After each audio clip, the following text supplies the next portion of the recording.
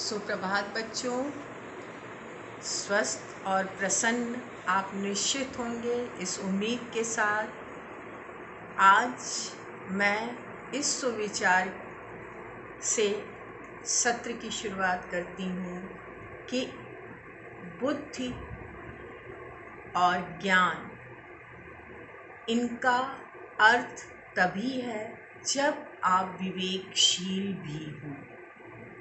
अर्थात बुद्धि और ज्ञान का प्रयोग विवेक को ध्यान में रख करके करना अनिवार्य है। इतनी बात समझ में आई बच्चों। आज हम लोग अनोखा वरदान इस कहानी के अभ्यास के प्रश्न करेंगे। पिछले सत्र में आपने अनोखा वरदान कहानी पढ़ी, जिसमें आप लोगों ने जाना कि बुद्धि के बल पर, अपनी बुद्धि और चतुराई के बल पर किसी व्यक्ति ने क्या सब कुछ प्राप्त कर लिया। प्यारे बच्चों, एक बार मैं पाठ को फिर से रिकॉल आपको कराने की कोशिश करती हूँ। पाठ का सारांश फिर से आपके सामने प्रस्तुत कर रही हूँ। पाठ का सारांश एक बार आप इधर स्क्रीन पर ध्यान दीजिए। पिछले सत्र में आपने पढ़ा कि सुअवसर हर व्यक्ति की जिंदगी में आते हैं। बुद्धिमान लोग उस अवसर का उपयोग बड़ी ही सूझबूझ और बुद्धि विवेक का इस्तेमाल करके करते हैं, जैसा कि कहानी में आपने जाना। कहानी अनोखा वरदान में राजा की जान बचाने वाले 6 नौजवान को यह सुअवसर मिला कि वह राजा से कोई भी एक वरदान मांग सकते हैं। पहले नौजवान ने आलीशान भवन मांगा, दूसरे ने अपनी प्रतिष्ठा और पद की तरक्की मांगी, तीसरे ने गांव से शहर को जाने वाली अच्छी सड़क और सुविधा मांगी और चौथे नौजवान ने बहुत ही सकुचाते हुए एक सुंदर पत्नी की लालसा जाहिर की। पांचवें ने धन वैभव मांगा, छठे ने अनोखा वरदान मांगा और वह यह था कि राजा वर्ष में एक बार, जब तक वह और राजा जीवित है, वह नौजवान और राजा जीवित हैं, उसके घर अतिथि बनकर एक दिन के लिए आएं। इस तरह छठे नौजवान ने मिले हुए सुअवसर को अपनी बुद्धिमत्ता से महान अवसर में बदल दिया। उसने अपने एक ही वरदान के माध्यम से, उस बुद्धिमान नौजवान ने वह सब कुछ एक साथ पा लिया जो उसके 5 साथियों ने अलग अलग मांगा था। जैसे राजा कहीं जाए तो उनके ठहरने के लिए आलीशान महल हो, इस तरह उसे आलीशान महल की प्राप्ति हुई। दूसरा, राजा किसी प्रतिष्ठित व्यक्ति के ही घर जा सकता था उस समय के रीति रिवाज के अनुसार, इसीलिए उसे राज दरबारी बनाया गया। तीसरा, राजा जिस जगह जा रहा है, जिस सड़क से जा रहा है, वह सड़क अच्छी व्यवस्था वाली हो, चाक चौबंद व्यवस्था हो, इसके लिए उसके गांव की सड़क अच्छी बनाई गई। राजा की क्या ज़रूरत है, उसकी क्या मूलभूत ज़रूरतें हैं, उसे नज़दीक से जानने वाला कोई हो, इसलिए उसकी पुत्री के साथ उस नौजवान की शादी भी हुई। राजा के दलबल आदि की सही सेवा शुश्रूषा हो सके, उनके सुख सुविधा का ध्यान दिया जा सके, इसके लिए उस नौजवान को अपार धन वैभव की भी प्राप्ति हुई। इस प्रकार आप लोगों ने जाना कि उस कुशाग्र बुद्धि वाले माने जो बहुत ही बुद्धिमान व्यक्ति था, अतिशय बुद्धि वाला व्यक्ति था, उस नौजवान ने अपने बाकी 5 साथियों के बराबर या उससे भी बढ़कर बहुत कुछ एक ही वरदान के द्वारा प्राप्त कर लिया। प्यारे बच्चों, इस तरह से आपने जाना कि कहानी में क्या क्या घटित हुआ। सुअवसर हर मनुष्य के जीवन में आते ही हैं। आवश्यकता बस इस बात की है कि मनुष्य अपनी बुद्धि, अपने विवेक, अपने सूझबूझ से उस सुअवसर का लाभ उठाकर सुअवसर को महान अवसर में बदल दे और उन्नति के शिखर तक पहुंच जाए। यहाँ पर इस कहानी में आपने ये देखा। कहानी का सारांश अभी मैंने इन कुछ पंक्तियों के द्वारा आपके सामने फिर से रखा। आप सब 6 नौजवान ने क्या क्या मांगा आपके दिमाग में अब क्लियर हो गया होगा। मैं ये सारांश इसलिए आपके सामने रख दी हूँ कि कई बार ऐसा होता है कि कहानी के बीच बीच से भी प्रश्न पूछे जाते हैं, तो आपके दिमाग में और भी चीज़ें स्पष्ट हों, इसलिए मैंने कहानी की मुख्य बातें यहाँ पर आपको कुछ पंक्तियों में फिर से दोहराई। ठीक है बच्चों, तो अब हम लोग अभ्यास के प्रश्न की तरफ चलते हैं। चलिए, अभ्यास के प्रश्न का पहला प्रश्न है, राजा भेष बदलकर क्यों घूमता था? पहले जमाने में राजा मतलब जब चलता था तो सड़क साफ की जाती थी, सड़कों पर धूल ना उड़े इसलिए पानी का छिड़काव होता था। राजा की सुरक्षा के लिए अंगरक्षक की टीम का दल आगे आगे जाता था। पूरे दल बल के साथ, साजो सामान के साथ राजा कहीं एक जगह से दूसरी जगह जाया करता था। ऐसे में राजा के सामने जो एक वातावरण क्रिएट किया जाता था, एक वातावरण बनाया जाता था, वो बिल्कुल बनावटी होता था। सच्चाई क्या है ये राजा से बहुत छिपा कर मानो रखा जाता था।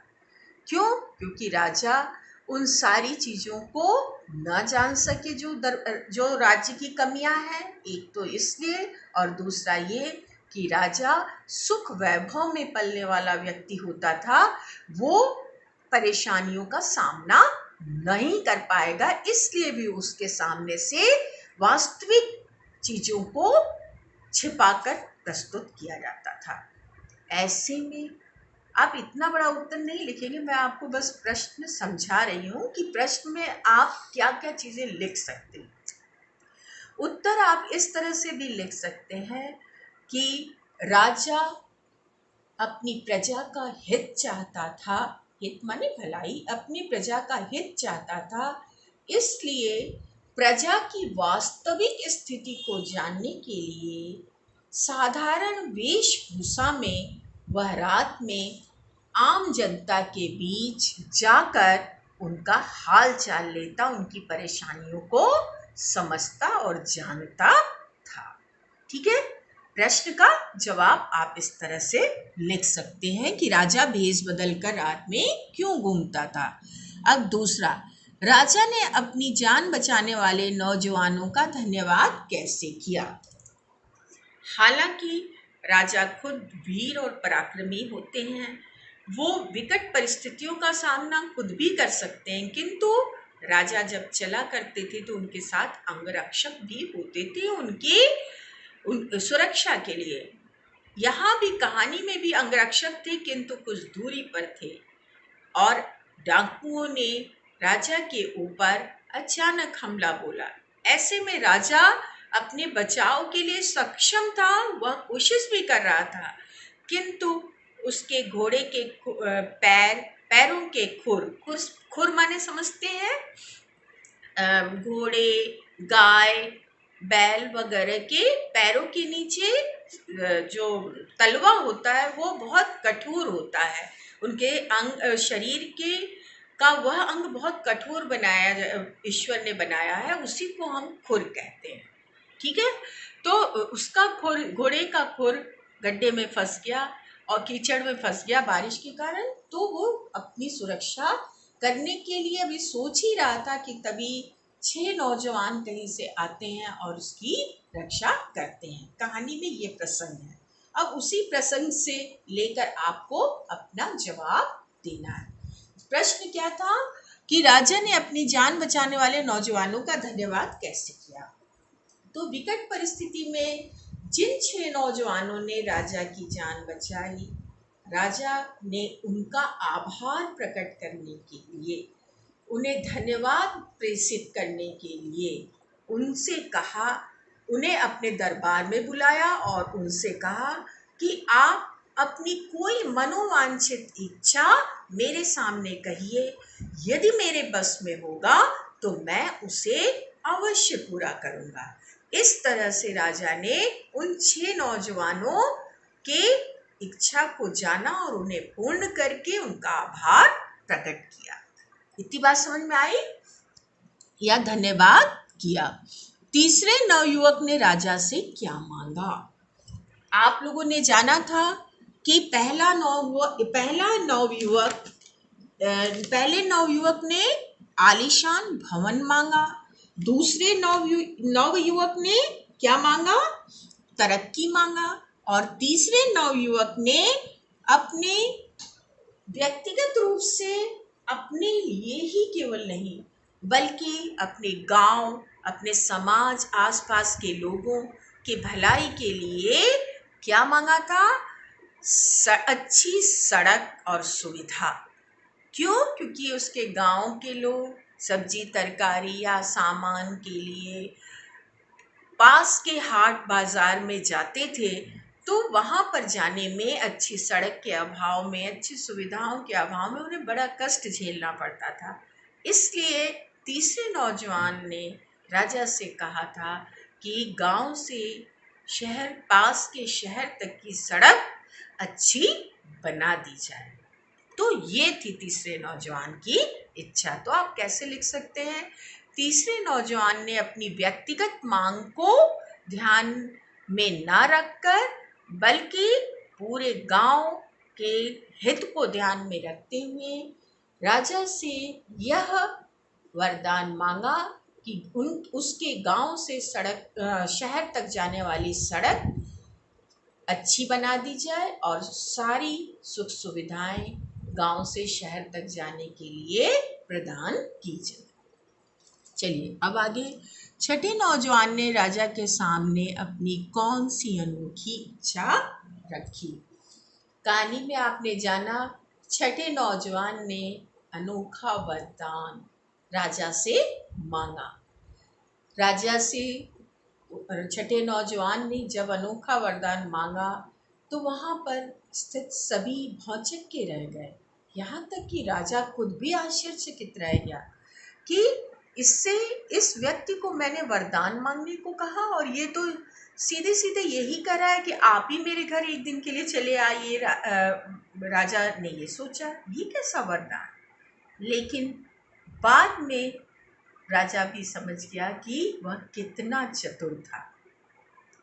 तो प्रश्न का उत्तर आप ये कह सकते हैं इस तरीके से कि छठे नौजवान ने राजा के सामने यह अनोखी इच्छा रखी कि आप और मैं जब तक जीवित हैं वर्ष में एक बार मेरे घर एक दिन के लिए आपका आगमन हो और एक दिन आप मेरे घर में ठहरें। इतनी सी ही इच्छा उसने जाहिर की, लेकिन यह अनोखा वरदान उसे बहुत कुछ दे पाया या इस अनोखा वरदान के द्वारा उसने वह सब कुछ पा लिया जो उसके 5 मित्रों ने अलग अलग वरदान के रूप में पाया था। ठीक है, इस तरह से आप उत्तर को लिख सकते हैं। अब हम अगले प्रश्न की तरफ चलेंगे। ये प्रश्न है रिक्त स्थानों की पूर्ति कीजिए, खाली स्थान की पूर्ति कीजिए। यहाँ ब्रैकेट में कोष्ठक में 2 शब्द दिए हैं जिसमें से आप 2 विकल्प दिए हुए हैं। इसमें से सही विकल्प के द्वारा, विकल्प या चॉइस के द्वारा ये रिक्त स्थान भरना है। राजा विजय सिंह रिक्त स्थान बदलकर प्रजा के हालचाल का पता लगाता था। क्या बदलकर? भेष, शक्ल नहीं, भेष बदलकर, अपनी वेशभूषा बदलकर। ठीक है, जो शब्द यहाँ दिया वही लिखना है, भेष। डाकू राजा के पर हाथ साफ करना चाहते थे, पैसों पर कि घोड़े पर? राजा तो साधारण आदमी बन के गया था तो उसके पास पैसे कहाँ थे? तो डाकू राजा के बांके घोड़े को देखकर लालायित हो गए थे और इसलिए वो घोड़े पर हाथ साफ करना चाहते थे। ठीक है, राजा जहां भी जाता उसके उसके पीछे रहते। कौन? अंगरक्षक। गुप्तचर नहीं, गुप्तचर तो जासूस हो गया। जासूस राजा के साथ क्यों रहेंगे? अंगरक्षक उसकी रक्षा के लिए, राजा की रक्षा के लिए अंगरक्षक रहा करते थे। अगला, डाकू राजा पर लपकने ही वाले थे कि नौजवान वहां आ पहुंचे। कितने नौजवान? पूरी कहानी में आपने पढ़ा 7 नहीं 6 नौजवान की कहानी आपने अभी पढ़ी, तो ये 6 नौजवान वहां आ पहुंचे। छठा नौजवान सबसे बुद्धिमान था कि मूर्ख? निश्चित रूप से बुद्धिमान था। तो इस तरह से आपने जाना कि रिक्त स्थानों की पूर्ति में सही शब्द का सही विकल्प को चुनकर हम कैसे अपनी खाली जगह को भरकर वाक्य सही बना सकते हैं। ठीक है बच्चों, अपने से कोई शब्द नहीं जोड़ना है। अगर कोष्ठक में शब्द दिए हुए हैं तो आपको उसी विकल्प में से कोई एक विकल्प चुनकर खाली जगह भरनी होगी। अब अगले प्रश्न की तरफ हम चलते हैं, जिसमें कहानी को ध्यान में रखकर आपको दिए गए वाक्यों पे सही क्रम संख्या डालनी है।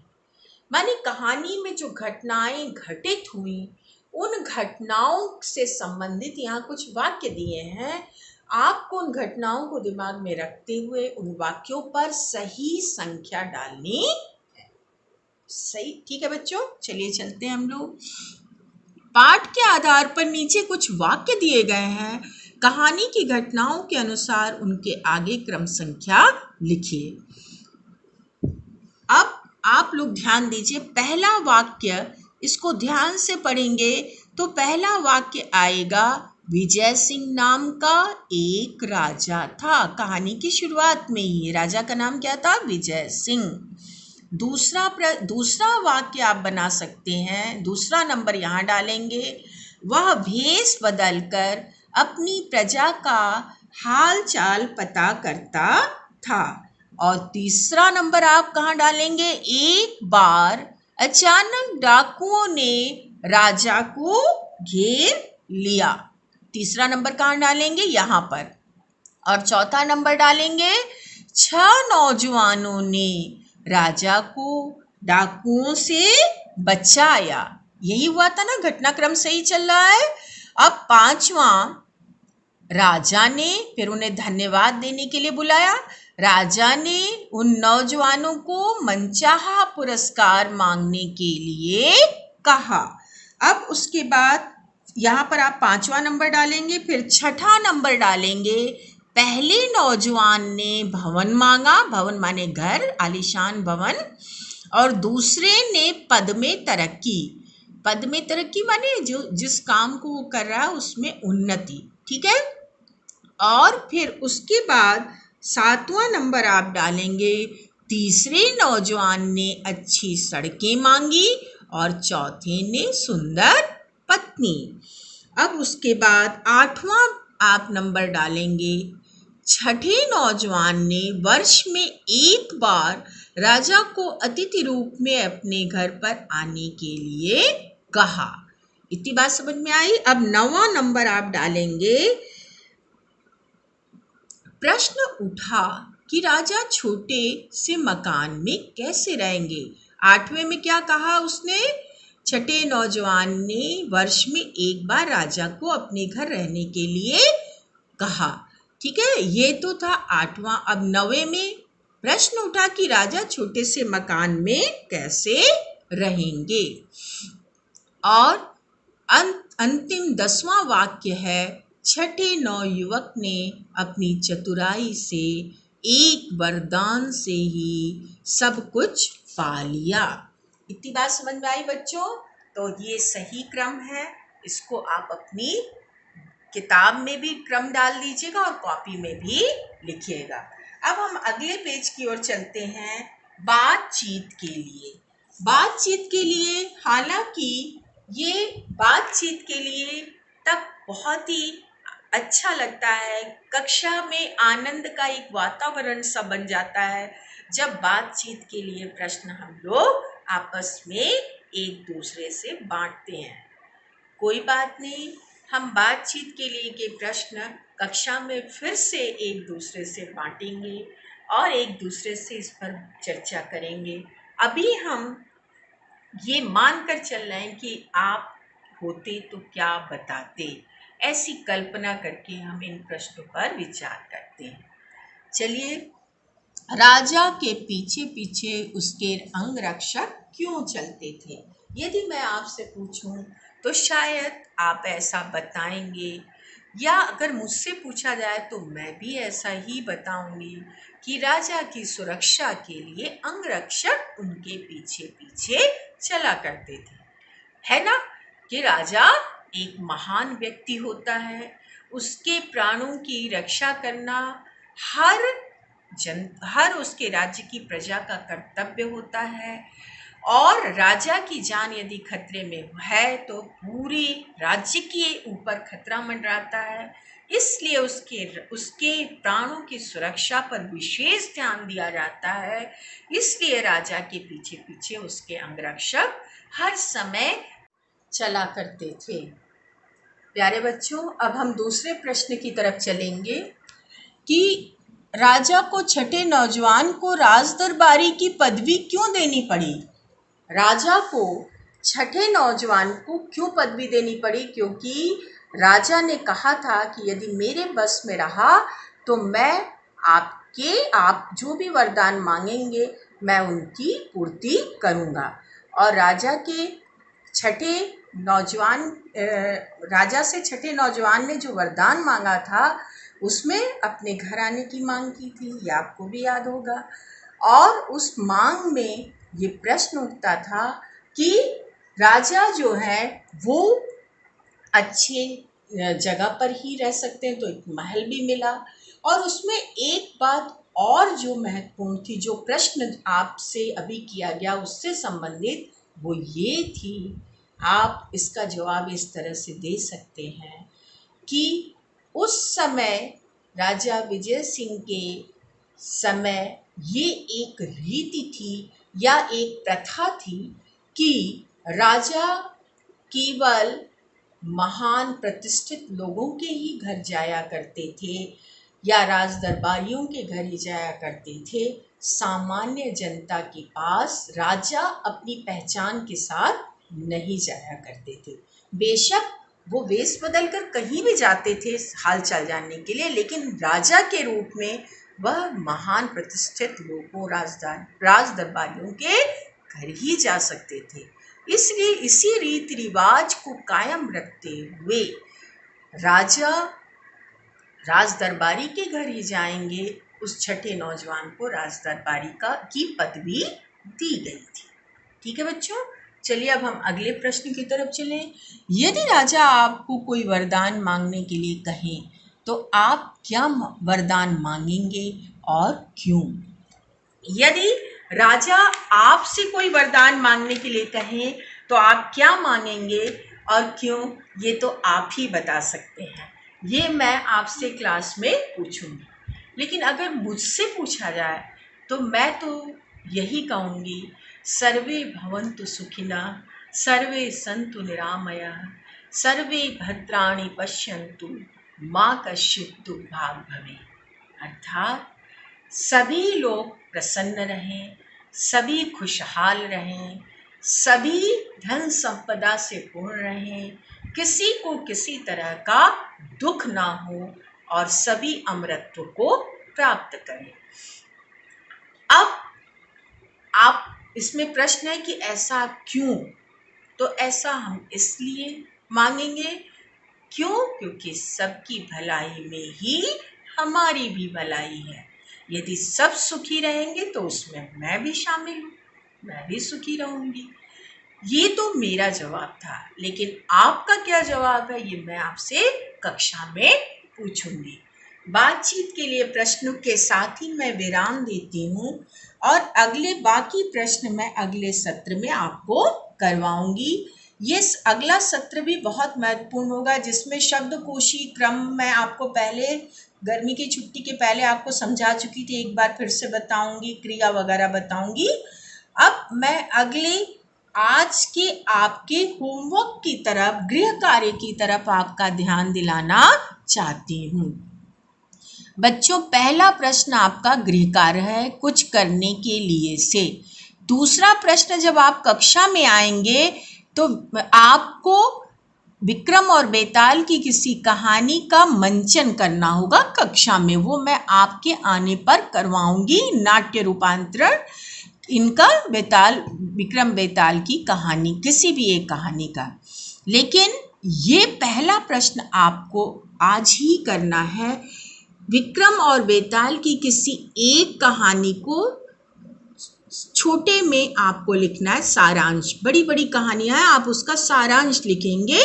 अपनी भाषा में भी लिख सकते हैं, या आप ढूंढिएगा, अगर आपको मिल जाएगा तो आप उसका छोटा रूप लिखिएगा, विक्रम बेताल की कोई एक कहानी। यहाँ पर इस संदर्भ में मैं ये बताना चाहूँगी कि जब मैंने शुरुआत की थी इस पाठ की, तो मैंने बताया था कि दादी नानी, दादा और दादी, नानी, नाना, अपने बड़े बूढ़ों से आपने बहुत सारी कहानियाँ सुनी होंगी, जिसमें नल दमयंती, बेताल पचीसी, सिंहासन बतीसी, अकबर बीरबल, तेनालीराम, राजा कृष्णदेव राय की कहानियाँ, ये सब कहानियाँ आप लोगों ने बचपन में ज़रूर सुनी होंगी। तो यहाँ पर उसी क्रम में बेताल पचीसी की कहानी आपको एक लिखनी है। बेताल पचीसी, हाँ, राजा विक्रमादित्य एक महान पराक्रमी राजा हुए थे, और एक बार वो शिकार करने जाते हैं। वहाँ पर उनको एक योगी के दर्शन होते हैं, और उस योगी के द्वारा आदेश दिए जाने पर उनकी आज्ञा का पालन करने के लिए राजा बेताल को लेने के लिए जाते हैं। बेताल माने ऐसा निर्जीव शरीर जो बोलता भी हो, वो बेताल था। और बेताल को लाने के लिए वो जाते हैं। बेताल उनके सामने एक शर्त रखता है कि राजा, मैं तुम्हारे साथ योगी के पास जरूर जाऊंगा, बस शर्त ये है कि तुम रास्ते में कुछ भी बोलना मत। और बेताल पीठ पर राजा के लद जाता है और चलने लगता है। रास्ता बहुत नीरस ना हो, इसलिए बेताल कहता है, राजा विक्रमादित्य, मैं तुम्हें एक कहानी सुनाऊंगा, और तुम इस कहानी को चुपचाप सुनना। अगर तुम बोले तो मैं उड़कर फिर वापस उसी बरगद के पेड़ पर लटक जाऊंगा जहां से तुम मुझे लाए हो, और तुम योगी राज तक मुझे नहीं पहुंचा पाओगे। और ऐसा ही होता है। वो कहानी सुनाता है, और कहानी खत्म होते होते वो राजा से प्रश्न पूछ देता है। चूंकि राजा इतने बुद्धिमान, इतने पराक्रमी, इतने समझदार और चतुर थे कि जैसे उनके सामने कोई प्रश्न आता है, वो ना चाहते हुए तुरंत जवाब दे देते हैं। और जैसे ही वो जवाब देते हैं, बेताल हंसता हुआ वापस लौट जाता है बरगद के पेड़ पर। ये क्रम 25 बार चलता है, और ये 25 बार जो क्रम चलता है, हर बार राजा उसे लाता है और एक कहानी बेताल सुनाता है। कहानी के अंत में फिर वही होता है, और ये जो 25 कहानियां हैं, यही बेताल पचीसी के नाम से प्रसिद्ध हुई। आपको इन्हीं में से किसी एक कहानी के बारे में संक्षेप में या छोटे रूप में लिखना है। यही आज का आपका गृह कार्य है। पढ़िएगा बच्चों, बहुत रोचक कहानियां हैं, अच्छी लगेंगी आपको ये कहानियां। अपने संस्कृति से जोड़ती हुई कहानियां हैं। धन्यवाद बच्चों, आज का सत्र यहीं समाप्त होता है।